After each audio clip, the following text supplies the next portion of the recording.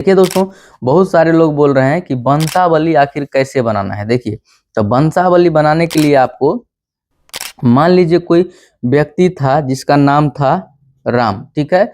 और राम को क्या हो गया, यहाँ पे 2 पुत्र होता है पहले, ठीक है। राम को क्या हो गया, तो ये या राम को 2 पुत्र होगा, नहीं तो एक ही पुत्र होगा। तो यहाँ पे हम डाल देते हैं राम को जो पुत्र है वो एक ही पुत्र है, ठीक है। यहाँ पे तो ऐसे हुआ। अब ये मोहन है। अब बहुत सारे लोग का क्या है, राम हुआ, राम है कोई व्यक्ति जिसको एक पुत्र हुआ मोहन, इसके बाद इसको फिर से 2 पुत्र हो गया, ठीक है। इसको देखिए, इसको पुत्र का नाम ए और हम इसका नाम बी रख देते हैं, ठीक है। तो 2 रखिए। लोग बोल रहे हैं कि वंशावली कैसे बनाना है, आप ऐसे बना के मुखिया सरपंच से साइन करा के भी लगा सकते हैं। देखिए, राम हो गया, राम को एक पुत्र अगर हुआ मोहन, अब मोहन को आके यहाँ पे 2 पुत्र हो गया, ठीक है। या एगो पुत्र या एगो पुत्री हो गई। यहाँ हो सकता है ये भी केस कि राम को एगो पुत्री हो गई डायरेक्ट, यहाँ पे ये भी केस बनता है। तो जैसे जैसे आपका है वैसे वैसे आपको बना लेना है, ठीक है। देखिए, तो यहाँ राम है, राम को अगर मान लीजिए 2 पुत्र हुआ, तो यहाँ पे हम डाल देते हैं, ठीक है। अब क्या हुआ, इस व्यक्ति को फिर से 2 पुत्र हो गया, ठीक है। या एगो पुत्र भी हो सकता है। तो सी मान लीजिए एगो पुत्र हुआ, बहुत सारे लोग रहते हैं जैसे कि 2 हो गया है तो 2 डाल दिए।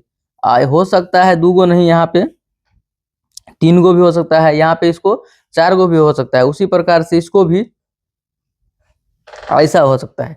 तो लेकिन अब आपको वंशावली कहाँ पे लाके रोकना है वो समझने वाली बात है। देखिए, ये राम है, इसका मृत्यु हो गया, इसके बाद इनको 2 पुत्र हुआ, इस दोनों पुत्र का भी मृत्यु हो गया। मान लीजिए अगर ये व्यक्ति के नाम से जमीन था, इसका मृत्यु हो गया, अगर ये दोनों पुत्र जीवित है, ये दोनों अपने अपने नाम पे करवा सकते हैं। अगर ये दोनों जीवित भी हैं, ये भी जीवित है, ये भी जीवित है, या हो सकता है ये व्यक्ति जीवित है, ये व्यक्ति मर गया है, या ये व्यक्ति मर गया, ये व्यक्ति जीवित है। तो अब क्या होगा, उसका जो पुत्र है यहाँ पे, तो अभी हम समझाते हैं आपको। देखिए कि मान लीजिए ये मोहन नाम का जो व्यक्ति था वो मर चुका, तो मर चुका है, तो अब इसका वंशज के गो है, 3 है, ठीक है। अब क्या है, यहाँ राजू है, इसको भी 2 पुत्र है, हो सकता है एगो और हो जाए, 3 एगो और हो जाए,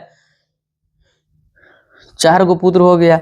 तो अब मान लीजिए राम है एक व्यक्ति जिसको 2 पुत्र हुआ, ये दोनों पुत्र जो है इस दुनिया में अभी जीवित है, तो ये दोनों अपने नाम पे करा लेगा। अगर दोनों में से कोई मर भी गया तो उसका वंशज यहाँ कराने के लिए तैयार है। तो इसी प्रकार से अब समझना है, ये मोहन और राजू इस दुनिया में अब नहीं है, चले गए, तो अब इसका वंशज ये है और इसका वंशज ये है। तो यहाँ से समझिए कॉन्सेप्ट को कि राम को जब 2 पुत्र हुआ, अगर 10 डिसमिल जमीन था तो 5 डिसमिल राजू के नाम हो गया, 5 डिसमिल इसके नाम से हो गया।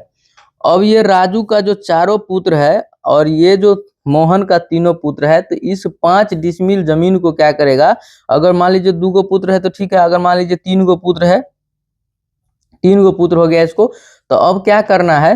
देखिए, ये अब जो है सो ये मोहन को 3 पुत्र हो गया, या 5 डिसमिल जमीन है, तो अब ये 5 डिसमिल को आपको 3 से भाग दे करके अब एक एक व्यक्ति को क्या करना है, हिस्सा करना है। इसी प्रकार से यहाँ पे 5 डिसमिल जमीन है, यहाँ पे उसको 4 पुत्र हो गया, अब 4 से भाग दीजिए, जितना जमीन आया ये सभी के नाम से हो जाएगा।